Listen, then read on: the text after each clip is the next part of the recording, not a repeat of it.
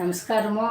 భానువారము ఏమని చేస్తాము అనుకుంటాండి. ఇప్పుడు మధ్యాహ్నానికి చికెన్ కుర్మా చేస్తాను, చూస్తారు రండి చూపిస్తాను.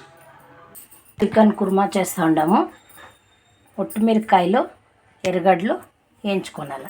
కొంచెం నూనె వేసి వేయించుకోవాలి.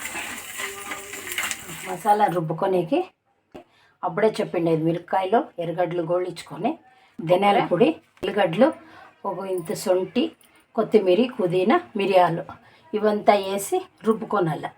మసాలా అంతా రుబ్బుకోనేది అయింది. ఇప్పుడు నూనె వేస్తూ ఉన్నాం బండ్లు పెట్టి. ఫస్ట్ ఎర్రగడ్డలు వేసి గోళించుకున్నాం. బ్రౌన్గా వచ్చే వరకు గోళిస్తాం.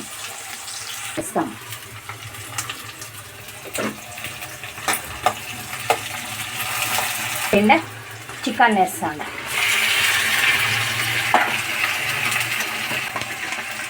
పసుపు పొడి వేస్తాను. దాన్ని బాగా కలుస్తాం. బాగా చికెన్లో నీళ్ళు వేసే వరకు కలిస్తా ఉండి మూత పెడదాం.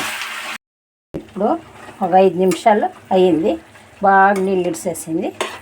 ముక్కలంతా ఉడుకుతా మెత్తపడింది. ఇప్పుడు మసాలా వేస్తాం,